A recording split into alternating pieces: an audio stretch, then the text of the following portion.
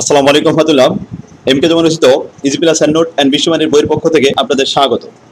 আজকের টিউটোরিয়াল বিষয় dividend policy পঞ্চম ক্লাস 3 নম্বর ফর্মেট। এই ফর্মেটির নাম হলো MM model.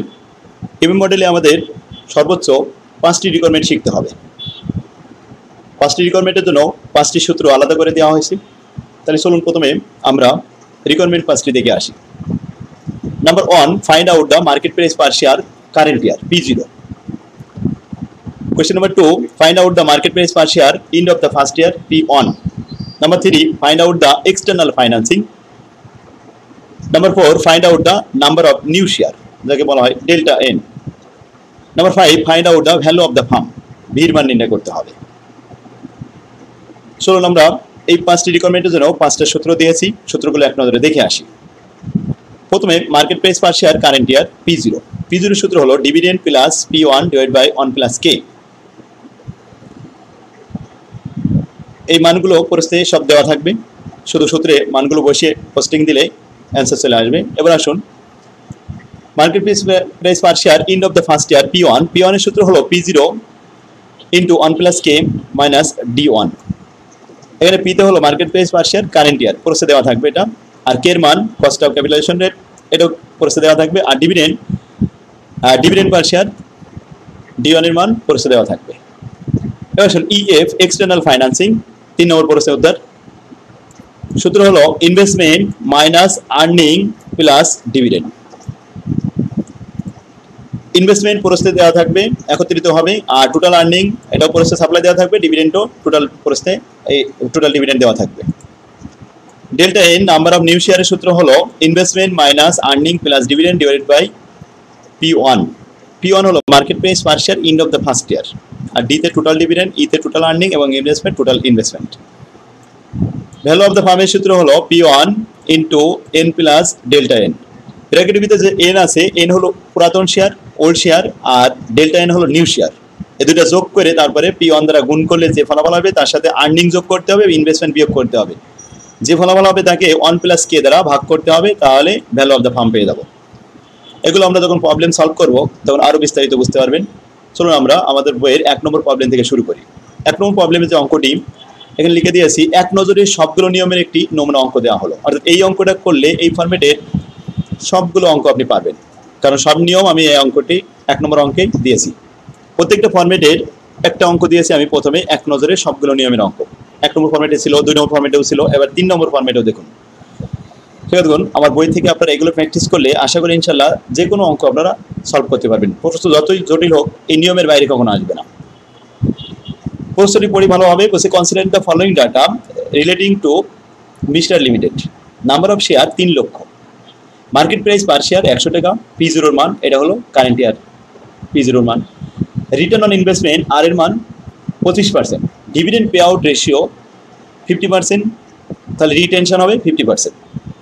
Price earning ratio 10 Times. ঠিক আছে, দেখুন প্রাইস আর্নিং রেশিও যখন থাকে তখন কে এর মান অর্থাৎ কস্ট অফ ক্যাপিটালাইজেশন দেওয়া থাকে না, কস্ট অফ ক্যাপিটালাইজেশন বের করার জন্য প্রাইস আর্নিং রেশিও দিয়ে ভাগ করতে হয় 1 কে, তাহলে কে এর মান পাওয়া যায়। পরের সেন্টেন্স বলা আছে নিউ ইনভেস্টমেন্ট নিড, তাদের প্রয়োজন নতুন বিনিয়োগ করার দরকার হচ্ছে 50 লাখ টাকা। Using the MM model use করতে হবে করে এখানে 4টা প্রশ্ন করা হয়েছে। প্রথমে market price per share end of the first ইয়ার, যেহেতু P0 দেওয়া আছে, market price per share current ইয়ার দেওয়া আছে, এখন আমাদের and of the first year the P1 নির্ণয় করতে হবে। 2 নম্বরে এক্সটার্নাল ফাইন্যান্সিং দেখাতে হবে, 3 নম্বরে নাম্বার অফ নিউ শেয়ার দেখাতে হবে, 4 নম্বরে ভ্যালু অফ দ্য ফার্ম নির্ণয় করতে হবে। এই 4টা প্রশ্ন, আর market price per share current year P0 এই যেটা দেওয়া আছে একটা, মোট হলো 5টা প্রশ্ন। তো আমরা 1 নম্বর প্রশ্নের উত্তরটা দিই প্রথমে। আসুন আমরা সলিউশন দেখি। Calculation of market price per share end of the first year অর্থাৎ P1, we know that আমরা জানি এমএম মডেল অনুযায়ী P1 এর সূত্র হলো P0 into 1 plus K minus dividend. হিয়ারে লিখলাম P0 দেওয়া আছে 100 টাকা, K এর মান দেওয়া নেই, 1 divide by price earning ratio, 1 কে ভাগ করব 10 দ্বারা, প্রাইস আর্নিং রেশিও ছিল 10, ভাগ করলে 0.10 আসে। এবার আর্নিং P0 এর সাথে আর্নিং আমরা এখানে রিটার্ন অন ইনভেস্টমেন্ট গুণ করলাম 25%, এতে 25% আসলো 25 টাকা। ডিভিডেন্ড 25 টাকার উপরে 50% 12.5 টাকা।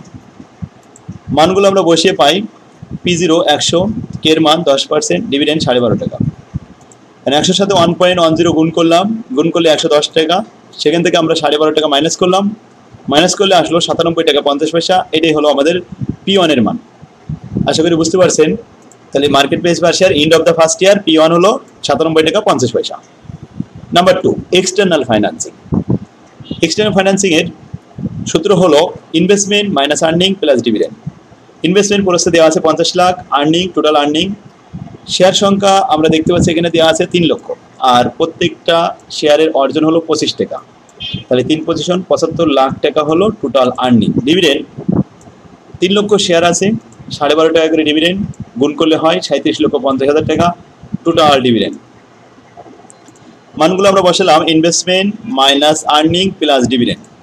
প্লাসগুলো এক জায়গায় করলাম, 37,50,000 সাথে 50 লক্ষ যোগ করলাম, 87,50,000 আসলো। আর এখান থেকে 75 লক্ষ মাইনাস করলাম, তাহলে 12,50,000 টাকা আমাদের এক্সটার্নাল ফাইন্যান্সিং দরকার হবে। অর্থাৎ বাইরে থেকে আমাদের টাকা আনতে হবে কত?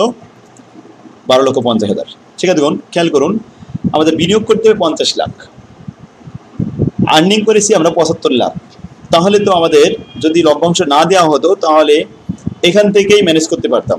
কিন্তু যখন ডিভিডেন্ড দেওয়া হলো এখান থেকে 37,50,000, তো 37,50,000 টাকা লভ্যাংশ দেওয়ার পরে আর 37,50,000 টাকা হাতে থাকে রিজার্ভ।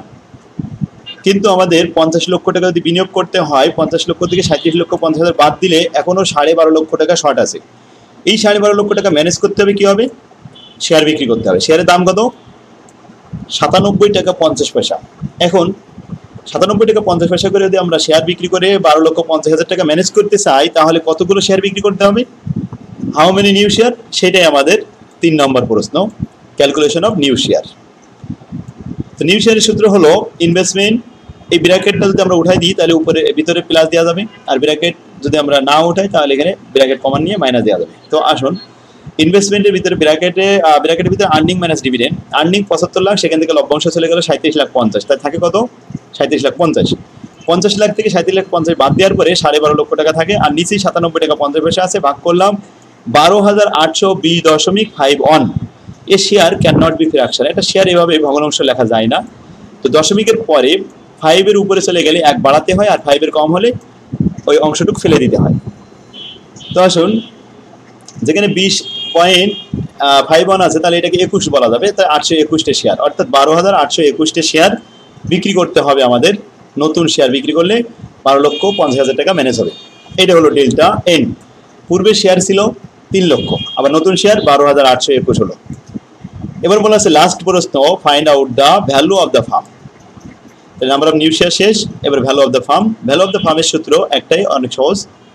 দেখুন সূত্রটা হলো market price per share end of the first year P1 into N plus delta N. N তে নাম্বার অফ ওল্ড শেয়ার, আর ডেল্টা এন হলো নাম্বার অফ নিউ শেয়ার। তো 3,12,821 হবে টোটাল শেয়ার, ইন্টু P1 97 টাকা 50 পয়সা, plus earning minus investment whole divide by K, এর মান 10%। তো আমরা মানগুলো সূত্রে বসালাম, বসাই প্রথম ব্র্যাকেটের কাজগুলো করলাম। ফার্স্ট ব্র্যাকেট 3,12,821, আর তার সাথে 97 টাকা 50 পয়সা গুণ করব, আর 75 লক্ষ থেকে 50 লক্ষ বাদ দিলে 25 লক্ষ থাকবে। প্রথম গুণফল আসছে 3,05 লক্ষ আর প্লাস 25 লক্ষ, আর ভাগ করলাম 1.10 দ্বারা, ফলাফল আসলো 3 কোটি টাকা। এই 3 কোটি টাকা হলো ভ্যালু অফ দ্য ফার্ম। সে দেখুন, তাহলে আমরা ভ্যালু অফ দ্য ফার্ম পর্যন্ত 5টা প্রশ্নই শিখে ফেললাম। তো 1 নম্বর অঙ্কে আমরা সবগুলো সূত্র শিখতে পারলাম। এবার আসুন 2 নম্বর অঙ্কে যাই আমাদের বইয়ের। তো 1 নম্বর অঙ্কটা শেষ করে তারপর আমরা 2 নম্বরটা শুরু করব। 2 নম্বর অঙ্কটি 17 সাল, এটা মডিফাইড করা হয়েছে। A designing company has a cost of capital, এর মান 17%, the current market value of the firm, বর্তমান মার্কেট ভ্যালু হচ্ছে 40 লক্ষ টাকা, এট দ্য রেট অফ শেয়ারের দাম হচ্ছে মাত্র 40 টাকা পার শেয়ার। 40 লক্ষকে 40 টাকা দ্বারা ভাগ করলে এখানে 1 লক্ষ শেয়ার পাওয়া যাবে, ওল্ড শেয়ার। সো দ্যাট দেখাও যে আন্ডার MM মডেল, এটা MM অ্যাজাম্পশন অনুযায়ী the payment of dividend does not effect the value of the farm.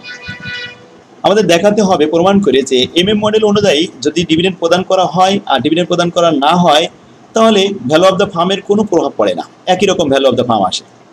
এখানে ভ্যালু অফ দ্য ফার্ম কত? 40 লাখ। আমরা এখন ডিভিডেন্ড প্রদান করলেও 40 লাখ হবে, প্রদান না করলেও 40 লাখই হবে। ভ্যালু অফ ফার্মদের উপরে কোনো প্রভাব পড়ে না। ডিভিডেন্ড পলিসি, ডিভিডেন্ড প্রদান করা না করা, ভ্যালু অফ ফার্মের কোনো প্রভাব পড়বে না। তো আমরা প্রমাণ করবো, দেখুন অ্যাজুমিং এখানে লেখা আছে ভ্যালু অফ নিউ ইনভেস্টমেন্ট, এখানে দেওয়া আছে 8 লক্ষ টাকা, আর্নিং 4 লক্ষ টাকা টোটাল, আর টোটাল ডিভিডেন্ড 3 লক্ষ টাকা। এগুলো সব প্রসেসের ইনফরমেশন। এখন আমাদের ভ্যালু অফ দ্য ফার্ম এটা বের করতে হবে দুইটা স্টেপে। প্রথমে কাজ করব আমরা when dividend is not paid, তারপর হোয়েন ডিভিডেন্ড ইজ পেইড। একটা হচ্ছে ডিভিডেন্ড পেইড আর একটা হচ্ছে ডিভিডেন্ড নট পেইড। দুইটার ভ্যালু যদি সমান হয় তাহলে আমরা প্রমাণ করে দেখাবো যে আসলেই ভ্যালু অফ দ্য ফার্মের ক্ষেত্রে কোনো প্রভাব পড়ে না ডিভিডেন্ড পলিসি। আবার প্রশ্নটা বলি, so that under the MM assumption the payment of dividend does not effect the value of the farm. Dividend প্রদান করা ভ্যালু অফ দ্য ফার্মের উপরে কোনো প্রভাব পড়ে না। তো এর জন্য আমরা দুইটা স্টেপ করতে যাচ্ছি। প্রথমে requirement calculation of value of the firm. We know that, আমরা জানি ভ্যালু অফ দ্য ফার্মের সূত্র লিখলাম P1 into N plus delta N bracket close plus earning minus investment divided by 1 plus K। এখন step 1 calculation of market price per share. এখানে আমরা দেখছি যে P1 তৈরি করা লাগবে, P1 দেওয়া নেই, P0 দেওয়া আছে। ডেল্টা N তৈরি করা লাগবে, ডেল্টা N দেওয়া নেই। এই দুটো তৈরি করা লাগবে, আর্নিং দেওয়া আছে, ইনভেস্টমেন্ট দেওয়া আছে। তাই ভ্যালু অফ দ্য ফার্ম তৈরি করতে গেলে প্রথমে দুইটা স্টেপ করতে হবে, P1 এবং ডেল্টা N, এই দুইটা। প্রথমে আমরা P1 তৈরি করলাম, market price per share end of the first year. When dividend is paid, যখন ডিভিডেন্ড প্রদান করা হবে তখন P1 একরকম হবে, ডিভিডেন্ড প্রদান না করলে আরেকরকম হবে। উই নো দ্যাট, আমরা জানি P1 সমান P0 into 1 plus K minus dividend. আচ্ছা, P0 দেওয়া রয়েছে 40 টাকা, K এর মান 17% দেওয়া আছে। আর ডিভিডেন্ড আমরা এখানে হিয়ারে বের করে নেব যে 3 লক্ষ টাকা ডিভিডেন্ড, তাকে 1 লক্ষ দিয়ে ভাগ করলে 3 টাকা। আর নাম্বার অফ শেয়ার তো 1 লক্ষ পেয়ে গেলাম, এটা পরে দেখানো যাবে, কাজে লাগবে। এটা ভাগ করলাম। তো আসুন মানটা বসালাম, এখানে 3 টাকা ডিভিডেন্ড পেইড। প্রথমে গুণ করলাম 40-এর সাথে 1.17 গুণ করলে 46 টাকা 80 পয়সা, সেখান থেকে 3 বাদ দিলে 43 টাকা 80 পয়সা হয়। তাহলে এখন P1 হলো 43 টাকা 80 পয়সা। When dividend is not paid, যদি ডিভিডেন্ড প্রদান না করা হয় তাহলে P1 এর মান হবে 46 টাকা 80 পয়সা। ক্লিয়ার? দেখুন এখানে ডিভিডেন্ড না প্রদান করলে D এর মান কত? 0। তো 0 মানে 46 টাকা 80 পয়সা থেকে যাচ্ছে। এবার আমাদের ডেল্টা N তৈরি করতে হবে। ডেল্টা N তৈরি করার সময় দুইটা পলিসি খেয়াল করতে হবে, when dividend is paid, when dividend is not paid. তো আমরা এখানে লিখলাম when dividend is paid, investment 8 লক্ষ টাকা প্রসেস দেওয়া আছে, আর্নিং 4 লক্ষ টাকা দেওয়া আছে, ডিভিডেন্ড 3 লক্ষ টাকা দেওয়া আছে। আর যখন পেইড করা হয়েছে তখন প্রাইস কিন্তু 43 টাকা এখানে দেওয়া আছে। নিচে হলো 43 টাকা 80 পয়সা। এর উপরের কাজটা আগে করলাম, ব্র্যাকেট 4 লাখ থেকে 3 লাখ বাদ দিলে 1 লাখ থাকে, 8 লাখ থেকে 1 লাখ বাদ দিলে 7 লাখ থাকে। 7 লাখকে 43 টাকা 80 পয়সা দ্বারা ভাগ করলে 15,982টি শেয়ার ইস্যু করা লাগবে নতুন করে। এবার আসুন ডিভিডেন্ড ইজ নট পেইড, তাহলে ডির মান 0 আর ইর মান থাকবে, ইনভেস্টমেন্ট থাকবে। Investment 8 lakh, earning 4 lakh, dividend 0, whole divide by 46 টাকা 80 পয়সা। ক্যালকুলেশন করে পেলাম 8,547টা শেয়ার, 8,547টা শেয়ার। এটাই হয়তো আমাদের ইস্যু করতে হবে, নতুন ইনভেস্টমেন্ট নতুন শেয়ার ইস্যু করা লাগবে কয়টা? 8,547টি। যদি আমরা ডিভিডেন্ড প্রদান না করি তাহলে অল্প শেয়ার ইস্যু করলে হচ্ছে, আর যদি ডিভিডেন্ড প্রদান করি তো টাকা কমে যাবে 3 লাখ। এই জন্য একটু বেশি শেয়ার ইস্যু করতে হবে। নতুন শেয়ার একটা হয়েছে বেশি শেয়ার আর একটা হচ্ছে কম। এখন আসুন ভ্যালু অফ দ্য ফার্ম দেখাই। So value of the farm সূত্রে মানগুলো বসিয়ে পাই, হোয়েন ডিভিডেন্ড ইজ পেইড, যখন ডিভিডেন্ড পেইড তখন কিন্তু প্রাইস পার শেয়ার 43 টাকা 80 পয়সা, আর শেয়ারের সংখ্যা নতুন শেয়ার 15,982। যখন ডিভিডেন্ড প্রদান করা না হবে তখন আমাদের নতুন শেয়ারের সংখ্যা 46, নতুন শেয়ারের দাম P1 এর দাম 46 টাকা 80 পয়সা, আর নতুন শেয়ারের সংখ্যা হচ্ছে 8,547। তো আসলে আমরা মান বসাই, হোয়েন ডিভিডেন্ড ইজ পেইড। সূত্রটা লিখলাম প্রথমে, এখানে old share plus new share into P1 plus earning minus investment, সবার মান লিখলাম। নিচে 1 প্লাস K এর মান 17%, ফলাফল দেখলাম 40 লক্ষ টাকা। 40 লক্ষ টাকা এখানে আমাদের ফলাফল লেখা হলো value of the farm. When dividend is not paid, যখন পেইড করা হচ্ছে না তখন আমাদের প্রাইস পার শেয়ারের দাম 46 টাকা, আর ওল্ড শেয়ারের নিউ শেয়ারের সংখ্যা হচ্ছে 8,547। তো যোগ করলাম 1 লক্ষর সাথে এটা যোগ করে, আর 1 লক্ষ 8,547-এর সাথে 46.8 গুণ করলাম।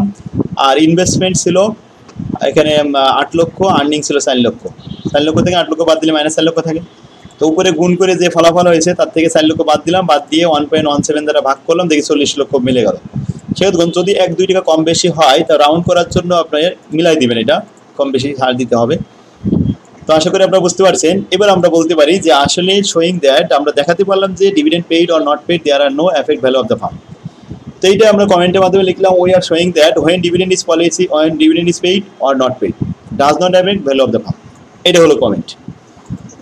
তো এই ধরনের প্রশ্ন প্রায় পরীক্ষা দেখা যাচ্ছে আসে যে ডিভিডেন্ড পলিসি ডিভিডেন্ড পেইড করলে আর পেইড না করলে ভ্যালু অফ দ্য ফার্মের যে প্রভাব পড়ে এটা প্রমাণ করে দেখাতে হবে।